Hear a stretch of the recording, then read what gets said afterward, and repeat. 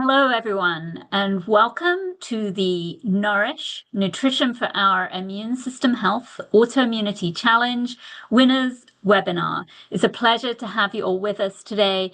My name is Dr. Victoria Shamagam. I am the Director of the Office of Autoimmune Disease Research here at the National Institutes of Health, and we are thrilled to have you all with us today. Just a few housekeeping items before we get started. This meeting will be recorded. Obviously, be considerate and respectful and collaborative with your fellow participants. If you have any technical issues, please send a message in the Q&A and our team will help you. There are closed captions available in the controlled bar if you need them. And while we cannot unmute attendees, we would be delighted if you can express your support for the winners using the emoji reactions as people are doing right now. So really want to see lots of great engagement during the course of the webinar today. This is the run of show for today. We're going to do a few introductions and a little bit of background. We'll then introduce the winning concepts and themes and work through all 15 of the winners are going to give brief presentations today. We have a few honorable mentions, and then we will wrap up. And I want to thank everyone that's attending today, in particular, all of the presenters. Just a few introductions from our team. Those of you who have ever interacted with the Office of Autoimmune Disease Research know our small but mighty team already.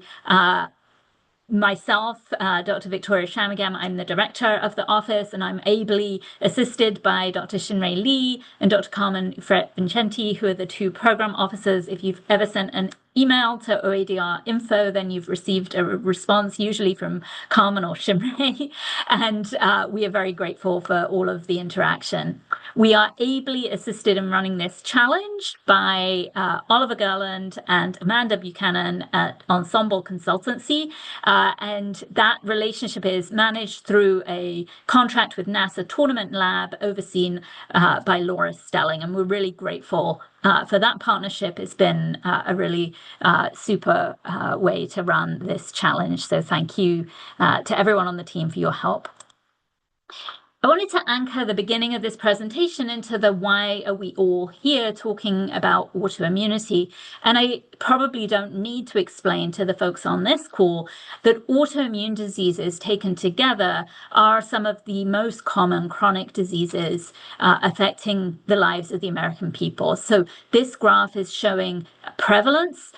In the darker blue is the known number of people living in the United States with autoimmune disease compared to many other chronic diseases. And then the light blue part of the graphic shows actually what we estimate the prevalence to be, because the reality is we don't have good prevalence data here in the United States. And it's estimated that there are between 23.5 and 50 million people living with autoimmune diseases in the United States. That far exceeds the number of people living with coronary artery disease, COPD, Alzheimer's diseases, or HIV, and many of the cancers, which are obviously much more rare. When you look at autoimmune diseases collectively, it is a group of more than 140 different diseases, some of which are organ-specific, some of which are systemic, but many of which co-occur. And if you'd like to see a large print version of this list of diseases, you can find it on our website through this QR code. But what we were looking for as we set up this challenge was ideas that could be scaled across multiple diseases to really help the whole autoimmune disease community. So background into the development of the Nourish Challenge. We were focusing on trying to find a way to engage with our problem solver community to develop a cadre of innovative ideas focused on how to best integrate diet and nutrition studies into autoimmune disease research. We were really hoping to identify dietary and nutritional interventions that people would like to see scientifically tested, that were feasible, scalable, and transformative, and that would have far-reaching impact across that broad autoimmune disease portfolio that I showed you in the preceding graphic. We were thrilled actually to have engagement across individuals, teams, and entities from academia, nonprofits, people living with autoimmune diseases, and also their friends and families. Many of you know that the challenge launched in September of 2025. The submissions were due in December. We then had a group of very dedicated judges who were kind enough to judge these entries over the holiday period between December and January. And it's really our pleasure to announce the winners today. And we're thrilled that you guys were all able to join us. So big thank you to everyone that participated in this challenge, to all the patients, caregivers, researchers, clinicians, advocacy groups, and other organizations and other interdisciplinary teams who've participated in the challenge and submitted entries. I think the engagement that we received to this challenge really generated some amazing, innovative, and scientifically rigorous, patient-focused ideas to advance autoimmune disease research. When we grouped the winners, we naturally were able to group them into some concept themes that we wanted to kind of structure this webinar around today. Theme 1 were ideas focused on dietary interventions in autoimmune diseases. So this included submissions focused on interventional studies and testing specific dietary patterns or therapeutic diets. Theme 2 were microbiome or immune or multi-omics mechanisms. So submissions focused on mechanistic and biomarker-driven approaches linking diet, the gut microbiome, and immune activity. Theme 3 was focused around personalized, data-driven, and predictive nutrition. That included concepts and submissions proposing use of innovative, data-driven methods for personalization, diet optimization, and real-time data capture with modeling to improve the lived experience for people living with autoimmune disease. And then Theme 4 was really focused around community voice and patient-centered frameworks, including frameworks that bring lived experience to the forefront of the research paradigm. So we're going to start with the winners of Theme 1, which was the effectiveness of dietary interventions in autoimmune disease. As I mentioned, this included submissions suggesting interventional studies, testing specific dietary patterns or therapeutic diets. We were thrilled to have 5 winning entries to this theme. We are not ranking these winners. They are all winners in their own right, but congratulations to Ray Cheever. His title was The Pilot Mediterranean Diet Intervention for Hidradenitis Suppurativa, Assessing Feasibility, Clinical Outcomes, and the Gut-Skin Microbiome Access. To Sarah Patterson and her team at the University of California, San Francisco, a randomized controlled trial evaluating anti-inflammatory diet in patients with autoimmune diseases through integrated education and telehealth monitoring intervention. Kathleen Su, Lynn Kim, and Malavika Venkatesh, investigation into multiple sclerosis management with Mediterranean diet and intermittent fasting with a dual approach study, a microbiome, epigenetics, and symptomatic disease management perspective. The Myositis Association with dietary interventions in dermatomyositis, autoimmune protocol versus Mediterranean diet. And Patricia Porter, the ancient whole food anti-inflammatory diet, a nutritional model for autoimmune stability and gut immune resilience. Congratulations to all 5 of those entries. We're now going to hear from each of the winning entries in turn. And I'm pleased to introduce Ray Cheever from the University of North Carolina, who's going to speak about their proposal for a pilot Mediterranean diet intervention for hidradenitis suppurativa, assessing feasibility, clinical outcomes, and the gut-skin microbiome axis. Ray, it's over to you. Well, thank you so much. Good afternoon. I'm Ray Cheever, and I'm presenting on behalf of Dr. Christopher Syed, Ms. Christina Kerp, Dr. Ian Carroll, and Dr. Alice Amerman from the University of North Carolina at Chapel Hill. Our pilot study asks a deceptively simple question. Can the Mediterranean diet meaningfully improve hidradenitis suppurativa, a painful chronic skin disease, by reshaping the gut microbiome? Our hypothesis centers on the gut-skin axis. We believe that a diet rich in fiber, omega-3s, and antioxidants can strengthen the gut barrier, dampen systemic inflammation, and ultimately normalize the skin microbiome in patients with HS. Patients with HS have long suspected that food matters, but the science just hasn't been there to back them up. And so our study aims to change that. Next slide. HS is a lifelong debilitating disease, but patients currently have zero evidence-based dietary guidance to manage their condition. They often ask their doctors what to eat, but there are currently no great answers for this. Our team is uniquely positioned to fill this gap in evidence. We maintain an 1,800 patient registry that is 75% female and 50% Black, reflecting the true demographics of this disease. We conducted a dietary survey of 98 HS patients, which revealed some clear patterns. High glycemic index foods were the most commonly reported trigger, followed by omega-6 rich foods and dairy with gluten, caffeine, and nightshades rounding out the list. And our proposed study here matters for three main reasons. It will generate the first gut-skin diet microbiome mechanistic data in HS. It targets immune pathways directly relevant to autoimmunity more broadly, and it's built on a telehealth delivered model that requires nothing more than a smartphone for participants. Next slide. So what are we actually doing in our proposal? This is a pilot feasibility study delivering remote Mediterranean diet counseling to HS patients while measuring gut and skin microbiome, gut barrier integrity, and inflammatory markers before and after the intervention. The theorized mechanism of our study is the gut-skin axis illustrated here. A Mediterranean diet promotes beneficial gut bacteria, boosts short-chain fatty acid production, and reduces gut permeability. That cascade suppresses Th17 and innate immune cell activation, increases beneficial skin commensal species, and produces real measurable clinical improvement. As part of this study, pre- and post-interventions, stool, blood, and skin samples will allow us to track changes across every mechanistic pathway we care about. And our analysis directly links dietary changes to microbiome composition, immune response, and HS disease outcomes. While the data we generate will directly inform care for HS patients, we also believe these mechanistic multi-site microbiome analyses will be valuable and transferable across countless other autoimmune diseases. Thank you all for your time and support. Thank you, Ray. That was fabulous. And thank you for kicking us off. That was a great presentation.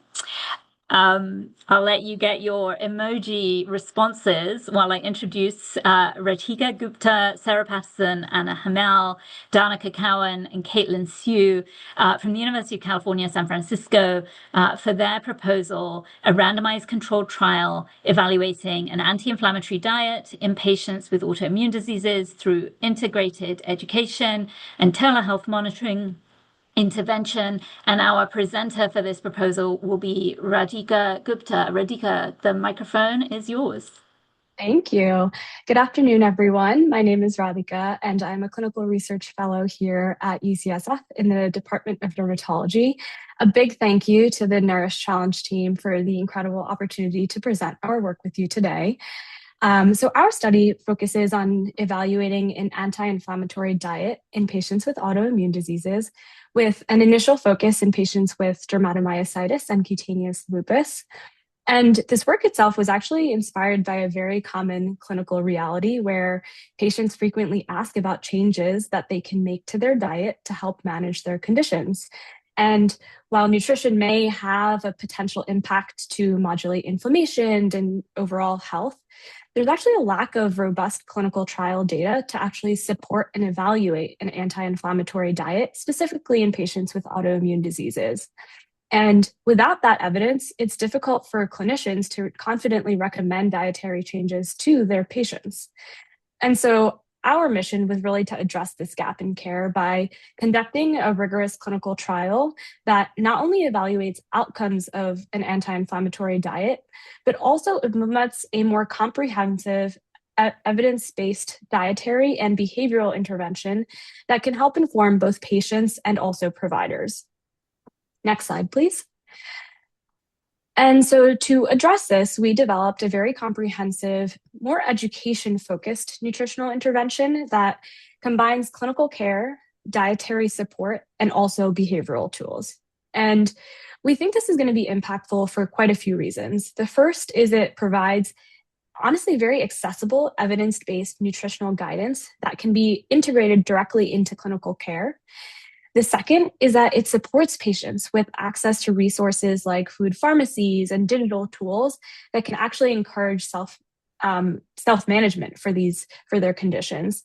And the third is that it really is a more scalable model that connects patients, physicians, dietitians with the broader community as well.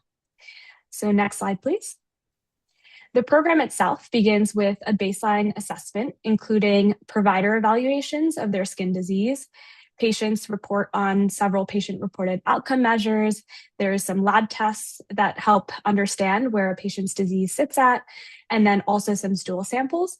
And that then is followed by a 1-month period in which patients are educated and they participate in structured sessions and meet with a dietitian to actually develop a personalized anti-inflammatory meal plan. And they also receive access during this time to a food pharmacy to help give access to healthy ingredients to help support their adherence to this as well.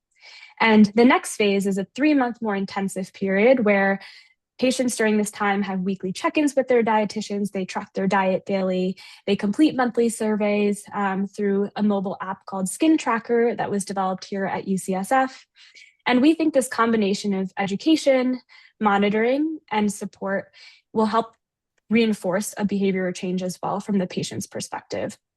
And then we finally conduct a comprehensive post-intervention assessment where we repeat those clinical evaluations, we conduct those patient surveys, and then also redo the lab testing to see how we can actually measure outcome measures before and after this intervention. And so in summary, this model really does provide an accessible, more evidence-based dietary guidance that can be directly incorporated into clinical practice. And it really empowers patients with tools and resources to actively manage their health, while also creating a scalable framework that connects patients with providers, dietitians, and the community at large. And our ultimate goal is that hopefully we can, build a model that improves outcomes for patients that can then be scaled to and expanded to other chronic inflammatory conditions as well. So thank you for listening and for your support. Thank you so much. Again, a wonderful presentation, and we really enjoyed reading that proposal too, particularly the information about the food pharmacy. Our next presenters is a group of 3 presenters, Kathleen Su, Lynn Kim, and Malavika Venkatesh, presenting on investigation into multiple sclerosis management with Mediterranean diet and intermittent fasting with a dual approach study, a microbiome, epigenetics, and symptomatic disease management perspective. So Kathleen, I think you're up first. Yeah, of course. Thank you so much for giving us this platform to share this work and share our ideas. So once again, my name is Kathleen Xu. I'm Lynn Kim. And I'm Malavika Venkatesh. Our mission here is to understand the relationship between Mediterranean diet and intermittent fasting on multiple sclerosis patients in terms of its efficacy and mechanism behind symptomatic management. So before we get into it, we were a group of friends and student researchers who are passionate about dietary therapeutics, and we were curious about their potential in treating autoimmune diseases. Overall, our study focuses on the effect of nutrition on gut microbiome, relationship between gut microbiome and epigenetic expression, and symptomatic disease management. Next slide, please.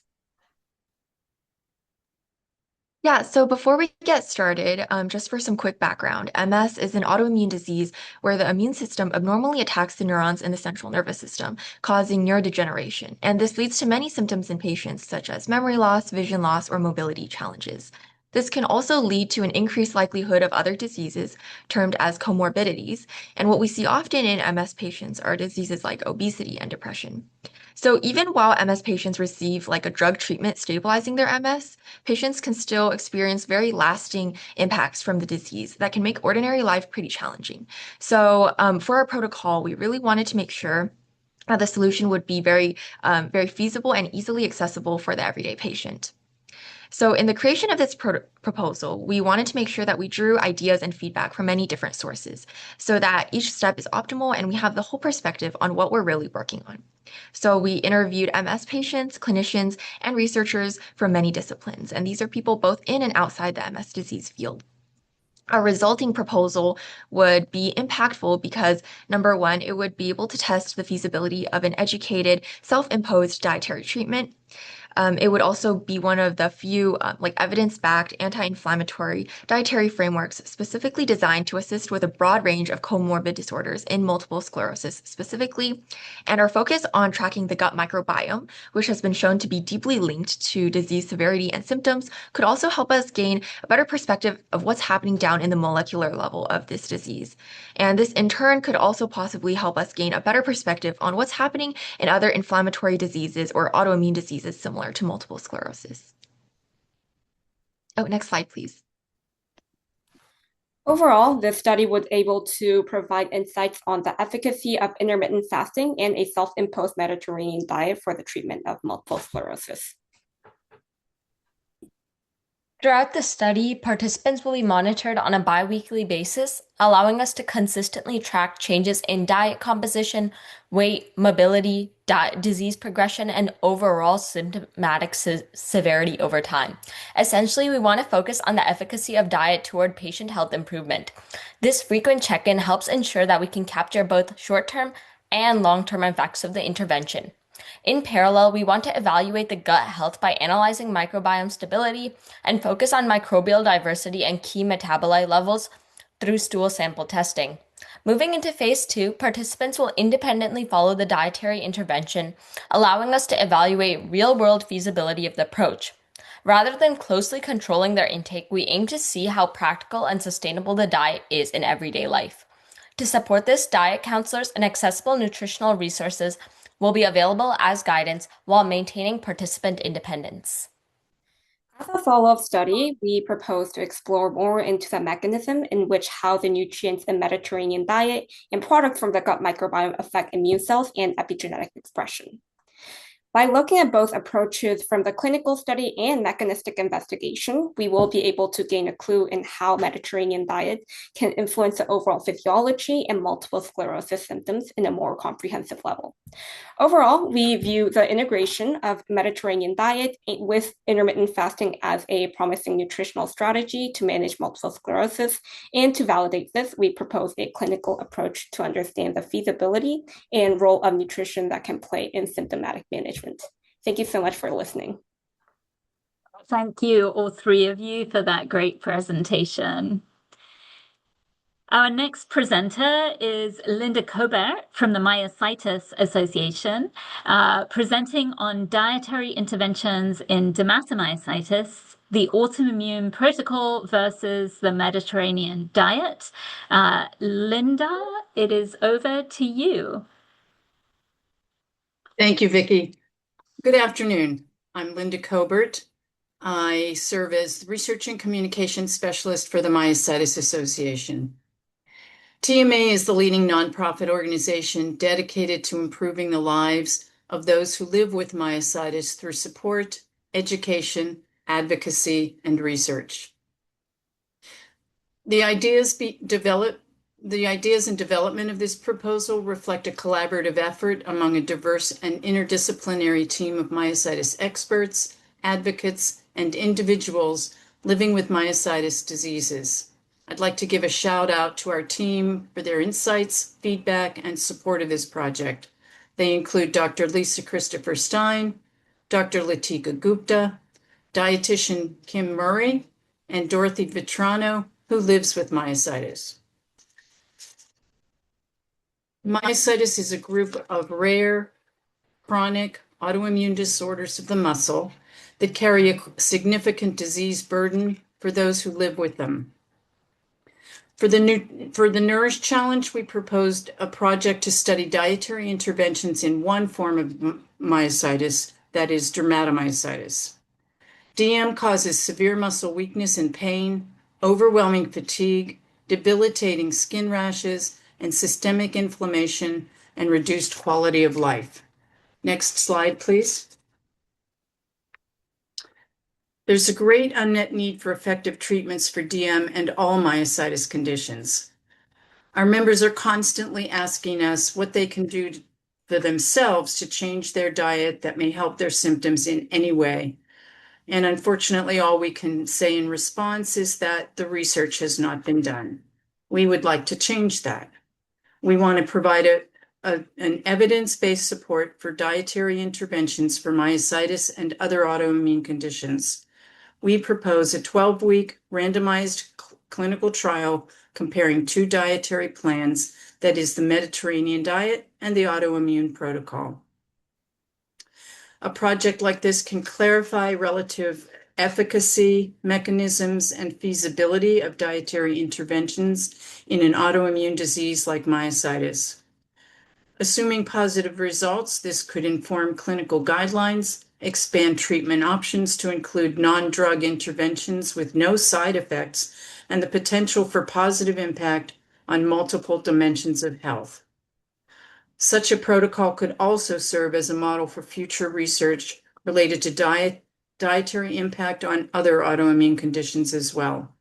Next slide, please. Our 12-week randomized trial compares the Mediterranean diet and the autoimmune protocol. The AIP arm, participants will complete a 6 weeks elimination phase and a six weeks intervention phase, while the Mediterranean diet arm, participants would stay on the diet for 12 weeks. Both plans affect several biological functions that influence the immune system. Comparing these two diets in DM can clarify relative efficacy, mechanisms, and feasibility in a rigorously controlled setting. Our protocol includes random assignment to one of the two arms, with participants serving as their own control. This process will test a targeted anti-reduction strategy against a validated anti-inflammatory diet pattern with strong translational relevance. We've built our protocol around a myositis validated clinical endpoints, biomarker analysis, gut health assessments, nutritional status and body composition, and dietary adherence tracking to ensure scientific rigor.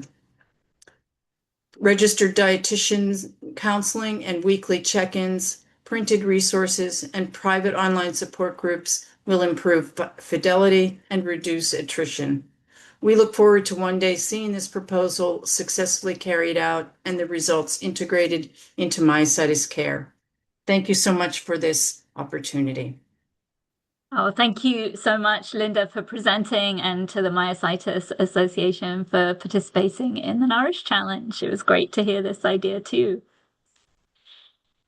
Our next presenter will be Patricia Porter, presenting her idea, the ancient whole food anti-inflammatory pattern, a nutritional model for autoimmune stability and gut immune resilience.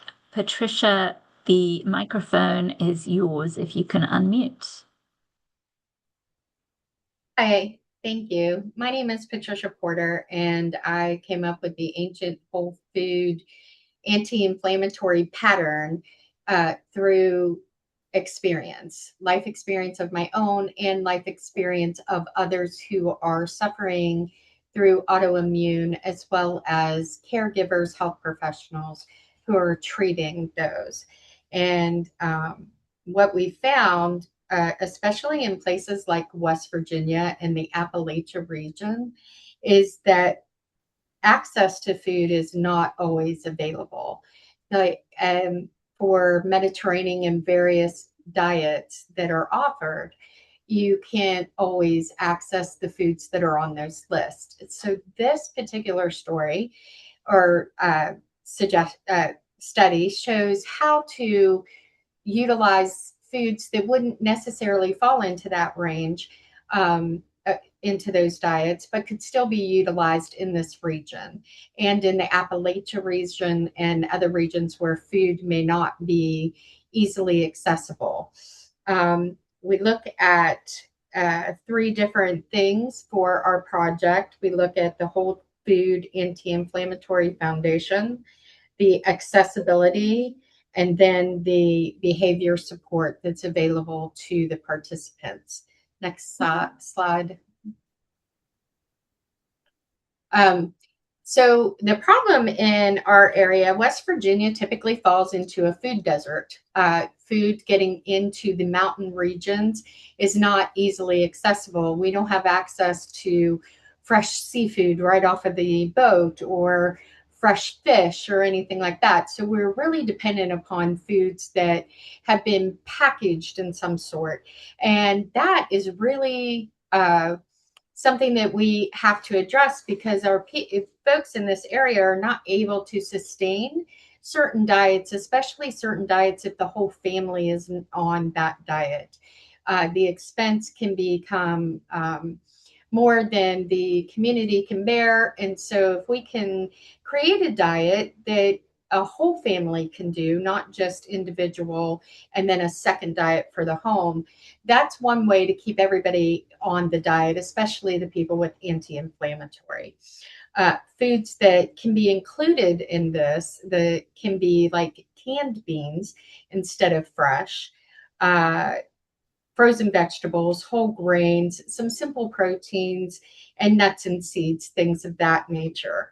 We also see often in all of the folks who have participated that they tend to be vitamin D deficient, magnesium deficient, and they have found true success using things like turmeric as an anti-inflammatory supplement. Next slide. So how it would work, how our process would work, is they would go in and they would have an initial test ran for their biomarkers, their CRP, the ESR, all the inflammatory markers, to see where they're at. And at the end of 8 weeks, they would go back and have that done. But the intervention in between is on the person. It's on them writing down exactly how they feel every day, how that diet helps them change. And as it goes through, the difference that changing the food makes. And it makes it a reality for folks who maybe don't have access or financial ability to obtain exactly the foods that we think would be great in a diet, but they can obtain foods that they can get to.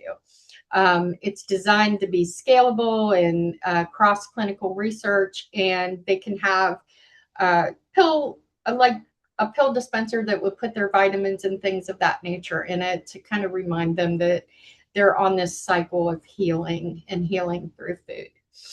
And that is I'm sorry. Don't be. This is wonderful. Patricia, I really want to thank you for participating, sharing your experience. And I really enjoyed reading this proposal. And we are very grateful for you thinking about this with a real world perspective of what it takes to bring this to everyone across the United States. So thank you so much for your presentation, and thank you for joining today. Thank you. So we are next going to move on to theme 2, which was proposals focused around the microbiome, immune and multi-omics mechanisms, including submissions focused on mechanistic and biomarker-driven approaches that link diet, the gut microbiome, and the immune system. In this theme, we had 3 winning entries: Enterprise Intake Solutions with Micro-APS, a novel microbiome diet research method for food-driven immune activation in antiphospholipid syndrome. Jack Sparry and his team from Celiac Journey, researching serum samples collected from celiac disease patients in an acute flare from gluten ingestion, using SomaScan's serum proteomics technology to quantify any difference that may exist in proteomic levels between celiac patients and healthy controls, and across patients with other inflammatory diseases. And M-Biota, an elemental diet for the modulation of the microbiome in rheumatoid arthritis. And we're going to start our series of presentations in theme 2 with Carla Robeson from Enterprise Intake Solutions, presenting on micro-APS, a novel microbiome diet research method for food-driven immune activation in antiphospholipid antibody syndrome. Carla, the microphone is yours.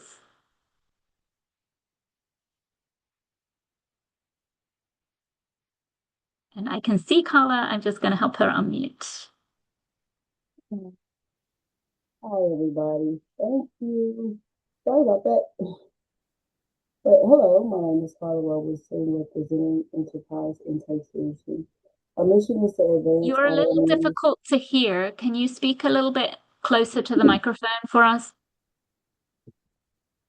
Yeah. Can you hear me a little better now? A little bit. Yeah, that's better. Okay. Sorry about that. Our mission is to advance autoimmune research by understanding how diet and the gut microbiome influence immune activation in antiphospholipid antibody syndrome, or APS. This work is deeply personal. As a person living with APS, I've experienced firsthand the uncertainty patients face. Many of us notice that food seems to affect our symptoms, but there is no specific guidance to explain or validate that experience. The gap is what inspired micro-APS. Our focus is APS, a severe autoimmune clotting disorder, but this work also has implications for a brighter autoimmune disease with similar anti-inflammatory pathways. I do apologize, I couldn't find my glasses just now. I'm a little close trying to talk faster, but okay, move on to slide 2, please.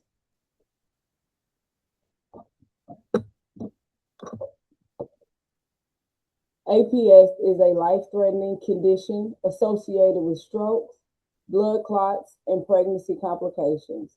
Despite this, there is no nutrition-based research in APS. Patients consistently report that certain food triggers fatigue, inflammation, or flares, but clinicians have no evidence-based guidance to offer. So right now, care is heavily medicine-focused with little to no attention to lifestyle or prevention. The gap is clear. We do not understand how diet interacts with the immune system in APS. To address this, we engage directly with APS patients, caregivers, and autoimmune communities, where also incorporated input from clinicians, dietitians, and researchers. What we heard constantly was this: patients want answers, they want tools, and they want research that reflects real life experience. Slide 3, please. Micro-APS addresses this gap by introducing a completely new research approach. It studies how diet influences the gut microbiome and how these changes affect immune activation, inflation, and clotting risk. This work is impactful because it can identify biological pathways linking diet to APS, provide the first evidence-based nutrition insight, improve symptom management and quality of life, and create a sustainable model for other autoimmune diseases. In simple terms, our solution is this: we connect food, gut health, and immunity activity to understanding what drives APS symptoms. This allows us to improve from guesswork to measurable, actionable science. Thank you. Thank you, Carla. Thank you for sharing your experience, and thank you for sharing your idea with us today. And we are really appreciative for your engagement and effort presenting today.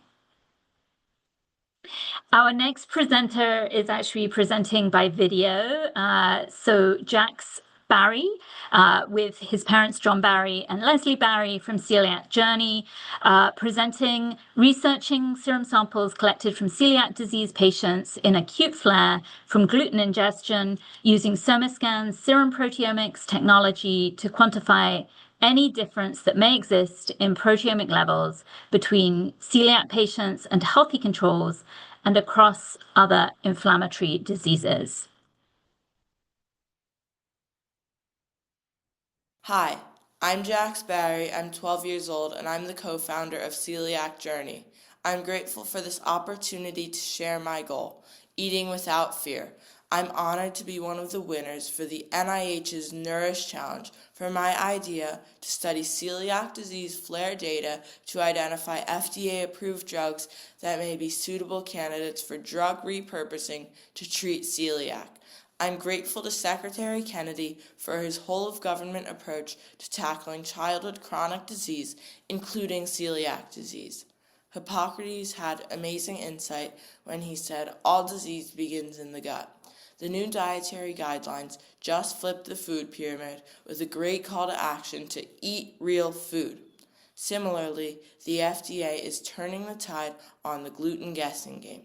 In January, the FDA issued a request for information on gluten labeling in response to my citizen petition to require the labeling of barley, rye, and oats as major food allergens, and the NIH is now changing the game to champion celiac research. Thanks, Dr. Bhattacharya. Just before I started kindergarten, I was diagnosed with celiac when I was not growing. Next slide, please. Like 729,000 American children, I have celiac disease, which is a potentially life-threatening food allergy and autoimmune disease. Celiac impacts more than 3.3 million Americans, greater than 1% of the general population. Celiac is triggered by eating gluten, a protein found in wheat, barley, rye, and most oats. Since 2006, wheat has been required to be labeled in the U.S., but not barley, rye, and oats. That's created a massive food safety gap. 44% of celiacs who follow a strict gluten-free diet still get gluten once per month. Gluten ingestion for celiacs causes more than 200 debilitating symptoms. Gluten is like kryptonite to me. If I eat just a crumb of gluten, just a crumb, I can get very sick. It's awful. Gluten also damages my small intestine. When I was 5, I had Marsh 3 level damage to my small intestine. Celiac is every bite, every day. Constant worrying, constant questioning, constant uncertainty. There is no rescue medication for celiacs in the event of accidental ingestion of gluten, and one cannot outgrow celiac. Next slide, please. I was so excited about the NIH's Nourish Challenge that I submitted 3 ideas. 1. Researching molecular changes between present-day tissue samples of celiac patients as compared with their umbilical cord blood tissue samples that were cryogenically preserved from birth, representing their pre-autoimmune state. 2. Researching whether iron deficiency anemia may cause celiac through disturbing the gut microbiome. And 3, our winning idea for drug repurposing focuses on studying serum samples from celiac patients in an active flare, which may unlock novel biological insights, biomarkers, and treatment approaches for celiac disease and other inflammatory conditions. We want to quantify any difference that may exist in proteomic levels between celiac patients and healthy controls and across patients with other inflammatory diseases. SomaScan's technology enables unprecedented quantification of patients in various disease activity states, such as flare versus remission, by measuring thousands of proteins simultaneously from a single sample of serum blood. AI can help us map new knowledge with existing knowledge to find hidden connections between genes, drugs, proteins, and diseases. I'm so inspired by Dr. David Feigenbaum and how he chased his own cure through drug repurposing with sirolimus. I want to find the celiac community's sirolimus. Celiac may also hold the scientific lever to cure other autoimmune diseases, since celiac is the only autoimmune disease with the known on-off switch, gluten. I'm grateful for the NIH's 2 new highlight topics on celiac research. If you want to partner with me on celiac research, please reach out. Together, let's make eating without fear possible and make America healthy again for 729,000 kids like me with celiac. Let's do this. Thank you. Wonderful, Jax. Thank you so much for sending us that video. I know you're traveling, but I think that you're in the webinar. So thank you for all the proposals and thank you for all of your brilliant ideas. Our next presenters are Maeve Byrne and Martina Nueva from MBiota, presenting on an elemental diet for the modulation of the microbiome in rheumatoid arthritis. Maeve and Martina, it's over to you. Thank you, Becky. Yes, so my name is Maeve Byrne. I'm joined by my colleague Martina Nuneva on Hello. behalf of MBiota Labs. MBiota Labs produces and distributes an elemental diet, which is a medical food for the management of gastrointestinal and inflammatory distress. Our company was founded and is committed to supporting scientific research and bridging the gap between the scientific community and the patient population. Bit about us, our founder was actually a GI patient herself who achieved remission in her SIBO using an older version of an elemental diet. Elemental diets, though proven effective, have been limited by their poor palatability. The pre-digested format of that nutrition has not resulted in a great taste historically. However, inspired by her success, our founder, Christina, founded MBiota to create a palatable version of this powerful tool and to expand its reach. We are in the process of exploring its applications in basic and clinical research. So our application to the Nourish Challenge centers around rheumatoid arthritis. This is a proof of concept of using the elemental diet in autoimmune disease, but we hope that the findings from this research can then be applied to the broader family of autoimmune conditions. Next slide, please. Yes, and as Maeve already mentioned, we hope that this research can change the lives of patients. As you already probably know, rheumatoid arthritis affects approximately 1% of Americans and predominantly women, and its impact goes far beyond pain. Despite the available therapies, it can disrupt the careers, daily routines, quality of life of patients and their loved ones. Which is why there's a need for intervention beyond just conventional medication and the need for nutritional therapies. Previous research has actually shown that elemental diets can help manage rheumatoid arthritis symptoms. Studies with a 2-week elemental diet protocol matched the efficacy of prednisone. And however, this research was abandoned due to the historically nasty taste of elemental diets, as Maeve already mentioned. Up to 40% of dropout was caused due to this, but since the innovation in taste with our proprietary amino acid taste modification technology, we see no reason that this research shouldn't be continued where it was left. And we've partnered with leading advocacy groups. We continuously engage clinicians and researchers at major conferences, and this has led into a big pipeline of clinical research that we focus and hope to support in the future. And we're super excited to be adding rheumatoid arthritis to the portfolio. At the end of the day, we strive to improve the quality of life of our patients. And what excites us most is the potential to meaningfully change their lives. As elemental diets already have a strong track record with GI diseases, as shown from our previous clinical trials, and which Maeve will talk a little bit more about, we've seen a breadth of whole body benefits for patients that extend well beyond the GI tract.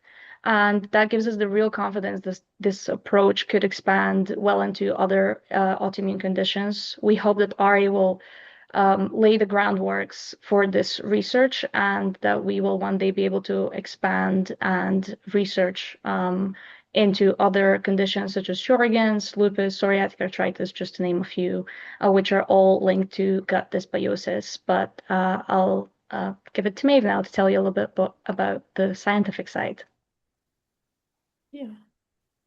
So we propose studying how a 2-week course of the MBiota elemental diet can shift the gut microbiome in rheumatoid arthritis patients, and then to evaluate whether those changes correlate with reduced disease activity and inflammation from biomarkers and more. So the elemental diet is designed with pre-digested nutrition, which means that everything is rapidly absorbed in the first 2 to 4 feet of the small intestine. This allows for a gut rest and a modulation of the microbiome. So there's less antigen exposure during the diet period, as well as changes to the microbiome. So in our 2023 clinical trial, which was in dysbiosis, 73% of patients were able to normalize their bacteria levels in their small intestine as evaluated by breath testing. And then we also took stool samples from these patients to evaluate changes to their microbiome. What we found was that the overall diversity of their microbiome was not impacted. However, there was a targeted reduction of problematic taxa, including Prevotella, which we saw an 11.6 log 2-fold change reduction of. Second arm of that clinical trial was to prove that we had moved the needle on patient compliance. As Martina had mentioned earlier as well, the taste of elemental diets has typically hampered the implementation of elemental diets with up to 40% dropout rates in clinical trials. We're very proud to say that in our 2023 clinical trial, we achieved 100% patient compliance, which was the first time that's happened in a prospective clinical trial of the elemental diet. Additionally, this is an outpatient and short-term intervention for patients. We hope that this reduces the care burden and lower costs compared to pharmaceutical or biologic therapy. Again, our end goal at Embiota is always to improve patient outcomes. Thank you to the NIH for taking the time to review our application, and to the other award winners. We're very honored to be here. Thank you so much. It was a great presentation, and I'm sure there's lots of people on this call that will be interested to see how this plays out. So thank you for sharing your idea with us and for participating in this challenge. We're going to move on now to theme 3, which was to focus on personalized, data-driven, and predictive nutrition. This included submissions proposing innovative, data-driven methods for personalization, dietary optimization, and real-world data capture. We had 4 winning entries in this theme. The National Psoriasis Foundation with simplex optimization as an approach to personalized nutrition research. Cena Health with adaptive multimodal tracking of diet and immune activity in inflammatory bowel disease. Haneen Hajra, leveraging patient-driven nutrition tracking to identify dietary patterns associated with autoimmune flares in systemic lupus erythematosus. And Vi Ventures, a cross-disease nutrition microbiome early warning platform to predict and prevent autoimmune flares. And we're going to start off the round of presentations for theme 3 with Guy Eakin from the National Psoriasis Foundation, simplex optimization as an approach to personalized nutrition research. Guy, it's over to you. Wonderful. Thank you so much. And certainly thank you to the NIH and the Nourish Ideation Challenge. We really leaned into the ideation aspect of this. I'm Guy Eakin. I lead the research and medical affairs at the National Psoriasis Foundation. And our origin story is 82% of our community of people with psoriasis are trialing dietary interventions. But there's this very big thousands-year-old problem, and that's that our clinical trial paradigm can usually only test one or a few variables at a time. A little aside, you can go into the Old Testament and find the first clinical trial description, and there, Daniel gathered his priests. He got half of them got a control, half of them got a vegetarian intervention, and 10 days later, they measured a health outcome. And to this day, we are really good at trials with just a very few number of variables. But this just doesn't work for real world diet. I want you to think about all the nutrients that we're measuring, how many meals you eat per day, when you eat them, what personal genetic, cultural, environmental, or even, as we've been hearing, microbial factors could be influencing those trials. And if I could get the next slide, that complexity is real, and it really challenges all the really good work that in our community and others, like all of us, have been proudly doing to help patients navigate anti-inflammatory diets. And so if you take, a diet that encourages you to do something like, incorporate olives, for example, think about the complexity. Think about which olive. My picture here shows you that there's 20 different types of olives, all with different chemistries, and that includes salt, right? So some olives are really, really salty and others aren't. And that's something that we don't really account for in diet. So I won't belabor the issue, but just for an example of the scale of the problem, we're talking about thousands, but really hundreds of millions of different possible combinations. So how do you test through that? You really can't. You can't run thousands of clinical trials. And if you're an individual person, where do you begin? Like, how do you take a systematic approach to testing personal approaches to diet? So if I could get the next slide. And it turns out there's a whole field of math, and don't worry, I'm not going to get into it, but there's a whole field of math related to optimizing multidimensional problems. And one of its tools is something called simplex optimization. So no matter how many dimensions are involved, we can illustrate simplex optimization in three-dimensional space. And that's what you're seeing on the right here, where every point on the floor of this graph is a composition of many, many, many variables. And I want you to think it as millions of different diets. Almost all of them have never had a name. And on our vertical axis is a hypothetical measure of inflammation that could be associated with that diet. And the best diet, the quote, best diet for an individual is found directly beneath the peak of that cone, that little mountain we have there. And so here's the optimization part. What you do is you pick 3 diets and you only test those 3. And now those are the corners of my blue triangle that's on the surface of that cone, and you throw away the worst diet. And now we reflect that triangle across the 2 best performing diets. Now we've defined that my green triangle, and that top point on that green triangle is a completely new diet that's been predicted by this math, by this science. It tells you what that diet should look like. And so you're going to keep doing this. And what happens is we progressively and in a very structured way keep walking up the side of this little mountain, and we finally reaching optimum health when that last vertex of our last triangle meets the peak. And what I love about this is that mountains are part of a range, all of different heights and sometimes separated by deep valleys. And that's my little picture in the lower corner. And I want you to think about, your favorite diet and how it maybe represents just one mountain. But what if across a deep valley, somewhere on the other side, something that you're not trying, but you could be trying if you could be encouraged to do so, there's a neighboring mountain that could take you to an even higher peak and better immune health. And our Nourish Challenge idea is that the simplex optimization might be a way to help both researchers and individuals discover and summit those highest peaks. Yeah. Thank you very much. Thank you, Guy. That was a brilliant presentation, super metaphors, and I am going to take a whole new approach to eating olives at this point. So thank you for joining us today.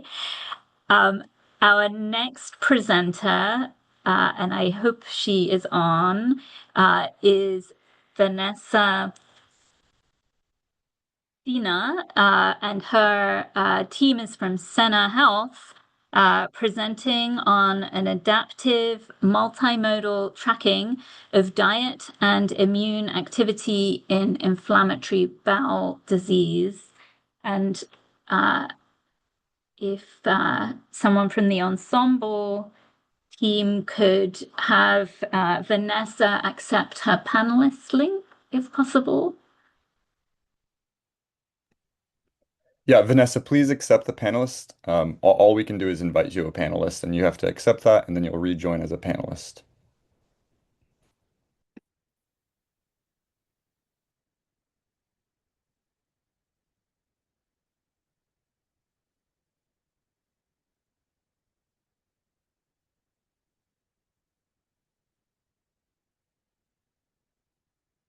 Vanessa, I see you now. So if you unmute, you should be able to take over the microphone.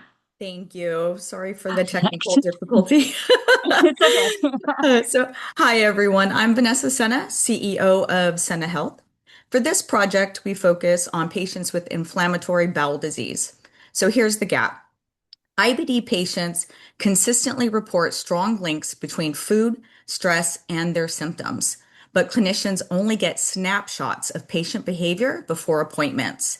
And most dietary studies rely on short-term recall surveys or rigid protocols like low FODMAP that don't capture real-life patterns and don't consistently reduce inflammation.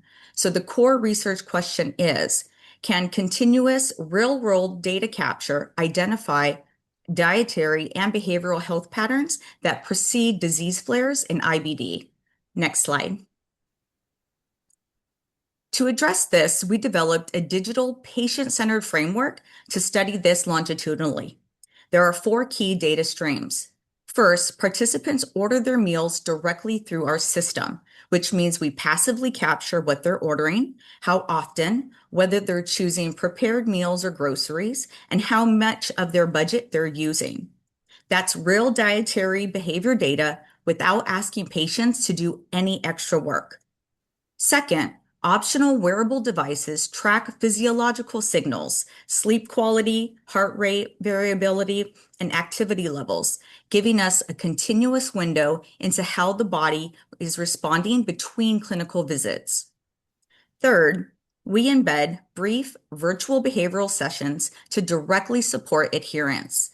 Dietary interventions in IBD consistently struggle with low or inconsistent compliance. So we address that as part of the study design, not as an afterthought.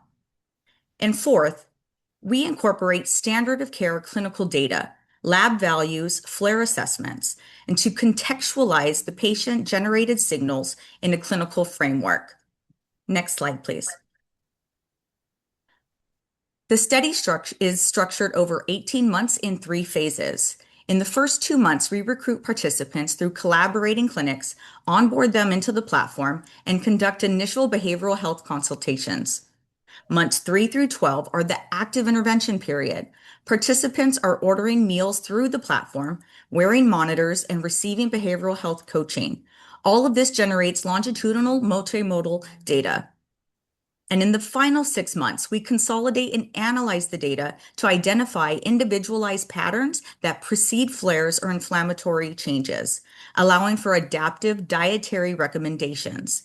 For example, a patient's data may reveal the specific dietary patterns combined with reduced sleep and increased stress consistently precede symptom escalation, enabling earlier individualized intervention. And at the analysis stage, we examine temporal relationships across the data streams to identify which combinations of data patterns, physiological signals, and behavioral factors most consistently precede disease activity. So this allows us to move beyond correlation towards more precise, patient-specific patterns recognition that can inform both study design and clinical decision-making. And what you're seeing here is our actual platform. So look at care plans, achievement tracking, action items, and clinical guidance all in one place for the patient and their care team.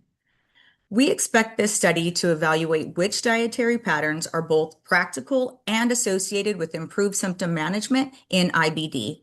It also establishes a scalable framework for studying diet, disease interactions with other autoimmune conditions, including rheumatoid arthritis, celiac disease, and psoriasis. Today, we're honored to be recognized by the Office of Autoimmune Disease Research through the Nourish competition, and we're excited about the potential of this work to advance how nutrition is studied and applied in clinical care. Thank you.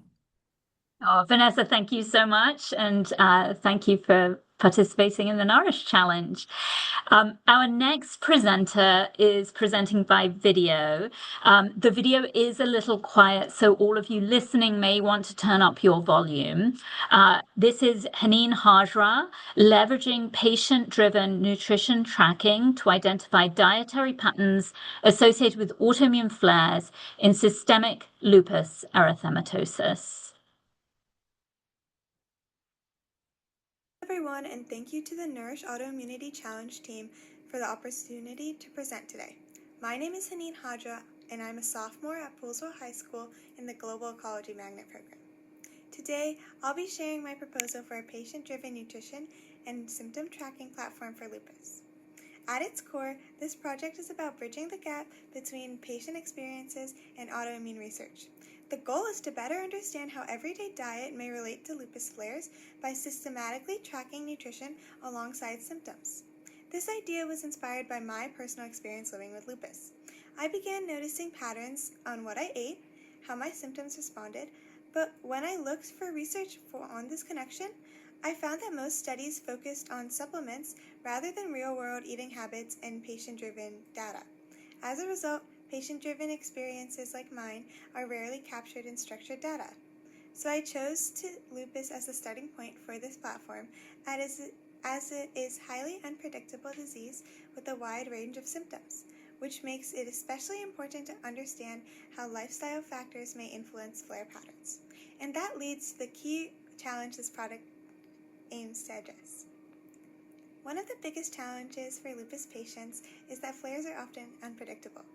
This means that flares can include fatigue, joint pain, rashes, brain fog, and can significantly disrupt daily life.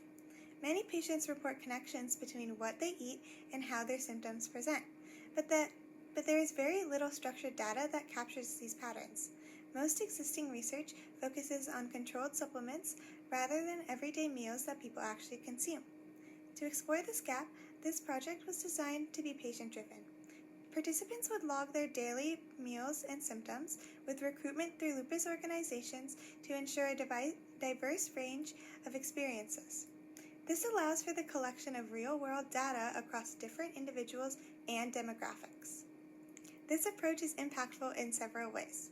It empowers patients with personalized insights into their own potential triggers, generates real-world dietary data for researchers, and helps create future hypotheses that can guide future clinical trials. To address this gap, I propose a simple but scalable solution. The solution is a digital platform where individuals with lupus can track their daily diet alongside symptoms over time. Users would log their meals and symptom severity, creating a data set that helps reflect real-world dietary pattern and flare activity. To protect privacy, all data would be de-identified and analyzed in an aggregate, allowing researchers to identify trends across users while maintaining confidentiality. Over time, analyzing this data could help identify patterns between dietary habits and flare activity, while also providing a foundation for more targeted and more controlled clinical studies in the future. While this project focuses on lupus, the model could also be expanded to other autoimmune diseases, allowing for larger data sets and broader research insights. Ultimately, this platform aims to transform everyday patient experiences into structured data that can help support research and improve the understanding of autoimmune disease management. By bridging what patients observe in their daily lives with what research can measure, this approach has the potential to make autoimmune care more personalized, accessible, and data-driven. Thank you. Everyone.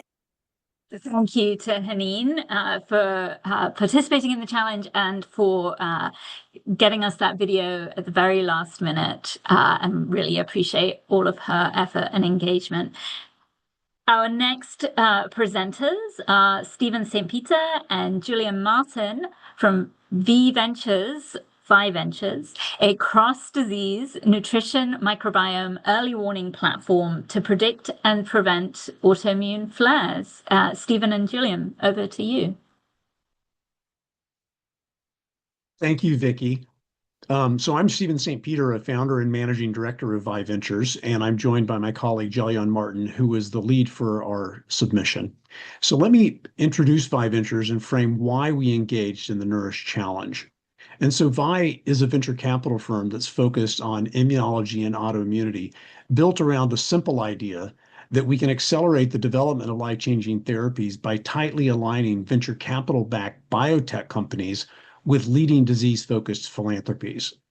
Furthermore, we believe that collaboration across autoimmune indications can accelerate the development of therapies and cures. So today, our network includes the American Diabetes Association, the Arthritis Foundation, Beyond Celiac, the Crohn's and Colitis Foundation, Food Allergy Fund, Immune Boost Capital, National MS Society, National Psoriasis Foundation, Scleroderma Research Foundation, Sjogren's Foundation, and others, organizations that really sit at the center of their respective diseases, but are also committed to collaboration across disease. And the reason that we participated in Nourish is because several of these collaborators are independently focused on the link between nutrition and disease, but that work is fragmented. So what you see on this slide is the starting point for our proposal, a cross-disease approach that leverages the network with a mandate that collectively covers a vast majority of autoimmune patients. So our objective is to take those distributed insights and turn them into a unified, scalable platform that can meaningfully impact how we understand and intervene in autoimmune disease. Julian? Hello, everybody. My name is Julian Martin. And as Stephen has outlined, what we're looking to do here is set up a platform that is integrated, that it takes in multimodal inputs in order to learn what leads to the flares and best inform the patient. And it's complementary. We have heard some excellent ideas already, and I'm sure there'll be many that follow that could be integrated within our module, either as part of the way it works, or be used as our module could be used as a platform for the trials that they're running later on. And specifically, that is cross-indication. There is phenomenal work that is carried out by individuals, groups, and organizations who focus on one disease or a number of related diseases, but we believe there is a lot to be learned and a lot to be gained by looking more broadly, both because an individual patient may suffer from one or more conditions, but also because there are many shared biological pathways between these diseases, and so we hope to be able to learn from that. Finally, it is important that it is personal, because these are often heterogeneous diseases, meaning that whilst something may be true for the majority of patients in a particular indication, it might not be true for the one person using it at that moment. And so we hope to be able to both inform the patient and inform the field. Next slide, please. So what we're actually looking to do here is, in a manner that's somewhat similar to the things we've seen before, is to be able to track what people are eating. So we plan to do this via a photo app-based method. There are many that exist, or we could develop our own, but also incorporating other forms of data. So regular microbiome sampling, and then also wearables, because many of us have them, and we already know that there are links between sleep health, heart rate variability, and other things recorded by these smart devices that can help inform our understanding of when flares happen. These, from day one, will be this integrated platform that will be a useful symptom tracker for patients, as well as a guide. So it might be the case that in my indication, there isn't any research on the impact of olives, but I could read about them for other indications if that became important. And then over time, as we build up our data set, everybody is aware of the advances in AI and machine learning these days. That will help move it from a point where it is simply a tracker for an individual to becoming a predictive engine that can let them know when they're at risk of a flare, and maybe even get to the point where it can guide them on steps they can take to avoid that from occurring. Longer term, this could then be integrated into clinical trial design, and so people could test interventions using our system in order to better see how that might impact. Thank you very much for your time, everyone. Super. Thank you to both of you for this presentation, and then to everyone in this group, actually, because I feel like maybe you can all collaborate together to make this really come to be a reality.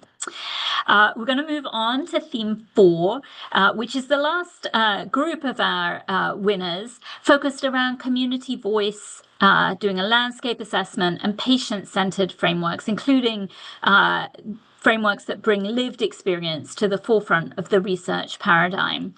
In this group, we have 3 winners: Open Hand Atlanta, with the utilization of medical nutrition therapy to identify dietary patterns and autoimmune disease progression; Fanush Shamirani and her team on the role of nutrition in autoimmune diseases, a scoping review of dietary strategies for symptom management and improving quality of life; and Marie-Annette Curry, a case-supported model for autoimmune symptom relief, translating lived experience into nutritional intervention. And we're going to start out the presenters in this theme with Ciara Long from Open Hand Atlanta on utilization of medical nutrition therapy to identify dietary patterns and autoimmune disease progression.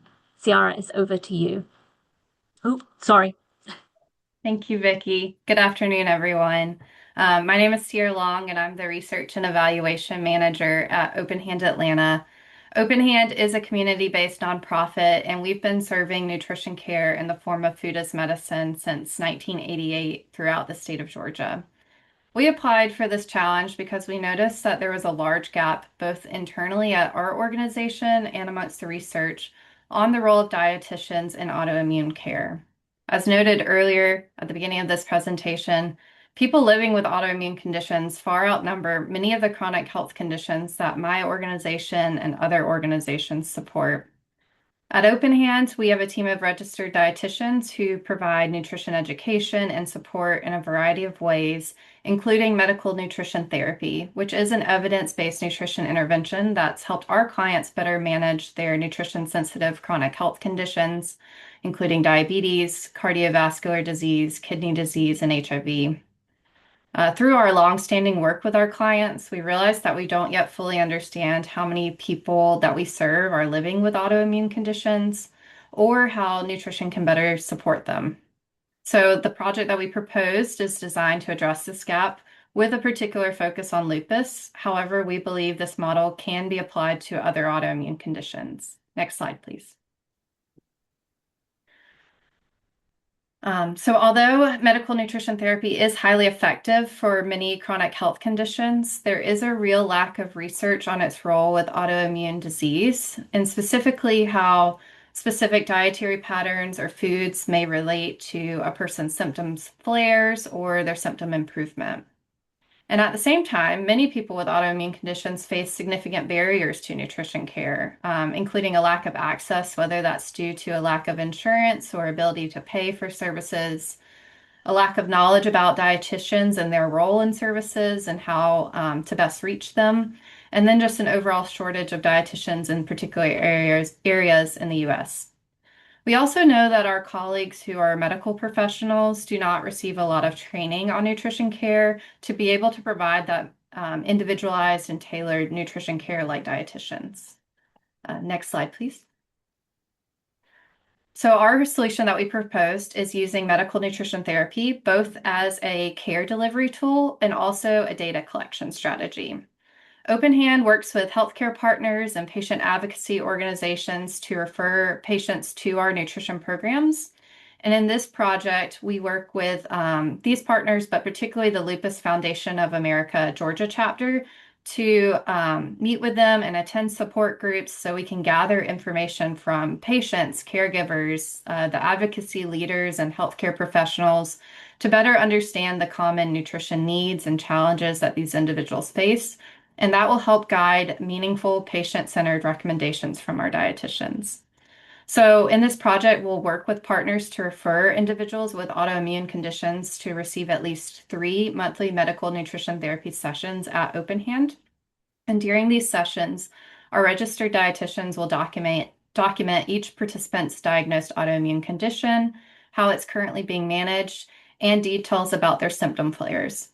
At every visit, we'll also take the opportunity to administer a food frequency questionnaire to better understand their dietary patterns, portion sizes, and nutrient exposure. We believe this approach is impactful for 3 reasons. First, our dietitians will follow nutrition care process, ensuring that they're providing individualized evidence-based care. Second, participants will receive education on health-promoting and anti-inflammatory diet patterns and how to support their condition with key self-management skills like stress management. Third, the data collected in this project will allow us to explore relationships between diet and autoimmune symptoms, which we believe will help inform future research, strengthen the role of dietitians in autoimmune care, and build the case for broader access to medical nutrition therapy. Thank you so much for your time and allowing us to share our idea. We would love to partner with other organizations, including researchers, to explore this model with lupus and other autoimmune conditions. Thank you so much for sharing your ideas, Ciara, and really good luck with this project. Next, we are going to hear from Farnoosh Shemirani, who is presenting on behalf of her team on the role of nutrition in autoimmune diseases, a scoping review of dietary strategies for symptom management and improving quality of life. Farnoosh, it's over to you. Thanks, Vicky. Hello, everyone. My name is Farnoosh Shemirani. I'm a postdoctoral fellow at the University of Iowa, working with Dr. Terry Walls and Dr. Linda Snetzeler, and I am pleased to present our project on behalf of our interdisciplinary team of clinicians, neurologists, nutritionists, and dietitians. Our team brings together clinicians and researchers from multiple disciplines, and several members, including myself, have been actively involved in multiple sclerosis research. The growing and promising evidence on the role of nutrition in MS helped inspire this project and led us to an important broader question. What does the literature show about nutrition across other autoimmune diseases? To make the project manageable, we will focus on the 10 most prevalent autoimmune diseases. This will allow us to capture conditions with the greatest public health relevance, while also keeping the scope broad enough to identify shared patterns, gaps, and opportunities for future research. Next slide, please. Autoimmune disease affect millions of people and reduce quality of life through fatigue, pain, and functional limitations. Many patients are interested in using diet to help manage their symptoms, but clinicians often lack clear and evidence-based resources to guide recommendations. At the same time, the literature is scattered across many diseases and study designs, making it difficult to translate into practice. Our engagement in this work has come from several directions: patient stories and community outreach, input from interdisciplinary clinicians and researchers, and alignment with National Multiple Sclerosis Society research priorities. And this is why we believe this work is impactful. It can help organize the evidence, highlight what is already known, and identify where more research is needed. Next slide, please. Our solution is to conduct a scoping review to systematically map the breadth of evidence on nutritional strategies across the top 10 autoimmune diseases. A scoping review is especially useful when a field is broad, heterogeneous, and still emerging. Within the evidence pyramid, it helps lay the foundation for future systematic reviews and meta-analysis by clarifying the available evidence and identifying key gaps. Our approach includes systematic evidence mapping, synthesis of the literature, and identification of priority areas for future research. Overall, our goal is to help move the field toward more evidence-based and patient-centered nutritional guidance. Thank you so much to the Nourish Challenge team for the opportunity and recognizing our work. Thank you also for presenting, and you have, I think, several hundred folks who are looking forward to your future manuscript potentially coming out. So thank you very much for doing this. Of course. And our last winner in this group is Marie-Annette Coury, presenting on a case-supported model for autoimmune symptom relief, translating lived experience into nutritional intervention. And Marie, hopefully you can unmute, and the mic is yours.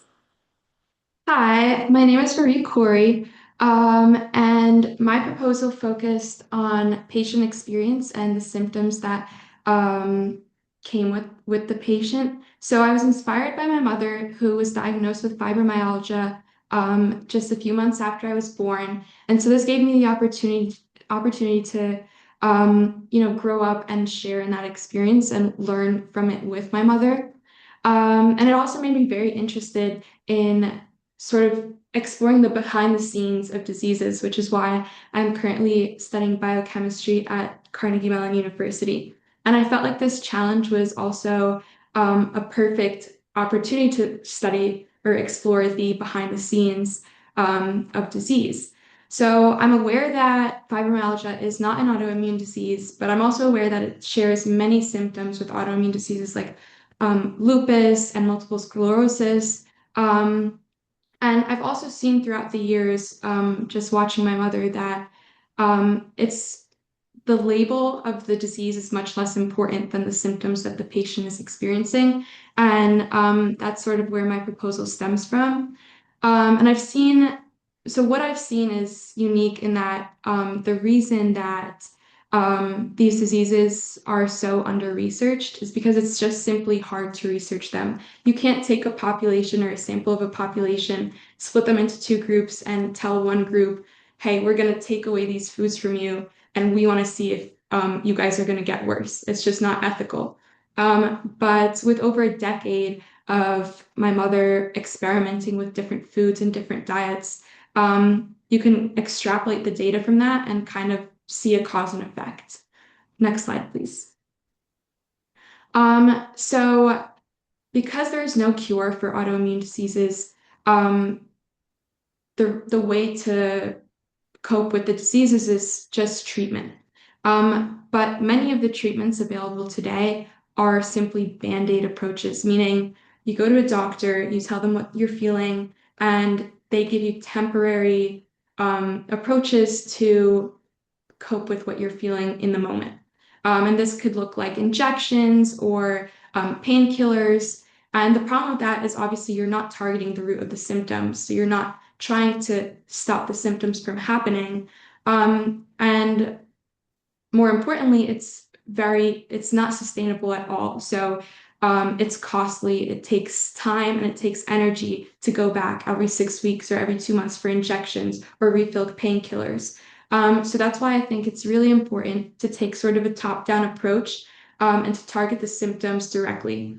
And that's also why I think it's important to ask, rather than asking how or what kind of diet will improve fibromyalgia, or what kind of diet will improve lupus, you ask what kind of diet will improve chronic pain, or what kind of diet will improve cognitive dysfunction. And the reason for that is because when you shift the focus from the label or the diagnosis to the symptoms, you're able to look internally. But if you're just focusing on the label and the diagnosis name, that's something external, and you can't really work with that. Next slide, please. So the most important part is, how do you turn this sentiment into something that can be followed and something that can make a difference? So number one is the targeted diet. And the most important part of this is that you can scale it and you can tailor it to each individual. Something my mom loves to do is 2 grapefruits every single night. When I was younger, I was like, why would you eat that? I personally really do not like grapefruit, but it's rich with antioxidants. Another thing that I've seen with my mother, beets really help her symptoms because they increase blood flow and cellular energy. Sauerkraut, again, something that's maybe not too appetizing, but it's really important for the gut microbiome. And we see more and more in research that there is a connection between the brain and the gut-brain axis. And there are so many more foods that are really important. And by analyzing the symptoms, we can pick specifically which foods will target the root causes of those symptoms. And then it's also very important to track the symptoms. And that's another way that it can be tailored to each patient or to each individual. And then third, I think something that's very overlooked is community support. So I find that one of the biggest barriers in dietary intervention isn't science or isn't lack of knowledge, although that is a big part. It's the ability to adhere to the diet. And that comes from support. If someone does not have the support to keep going with this diet, it's just not going to work. But yeah, ultimately, my proposal focuses on the patient and their specific symptoms rather than a blanket diagnosis or Band-Aid treatments. And I hope to make this treatment very accessible through low cost and promote it through community support. So thank you so much. Well, thank you, Marie, for closing us out with our winners' presentations and for sharing your story and your mother's story. And we're so grateful for you doing that. I wanted to take just a couple minutes now, I know we're coming up on time, to give a huge shout out to some of our other challenge submitting entries that didn't receive a prize, but really touched the hearts of the judging committee. And we decided to award them Community Voice Awards. This included a number of submissions that showed a really strong commitment to the Nourish Autoimmunity Challenge and meaningful integration of patient experience with, we felt, potential for significant positive impact. I'm going to give you a quick one-liner on each of them. Brianna Watson and her team at Howard University College of Medicine, they are all medical students, proposed studying cutaneous lupus erythematosus and dietary interventions. And their proposed intervention focused on using a two-pronged dietary strategy, looking at high oxidant foods and cytochrome C10 supplementation to reduce UV light-induced reactive oxygen species and thus assess the trigger for cutaneous lupus erythematosus flares. The next Community Voice Award that I really want to give a highlight to was Amara Edith Wheat, who proposed a device called GlucoFlow to prevent hypoglycemia in type 1 diabetes. It's an automated glucose dispensing system.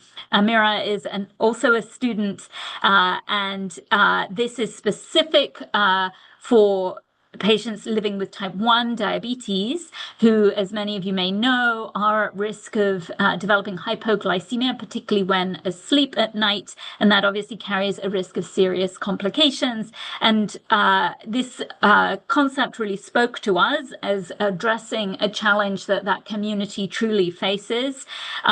Amira not only came up with this idea, but built a prototype and sent us a photo of this prototype. So we are hoping that she goes on to very great things in the engineering space. And then lastly, I'd really like to give a huge shout out to Mickey Trescott and her team at Trescott LLC.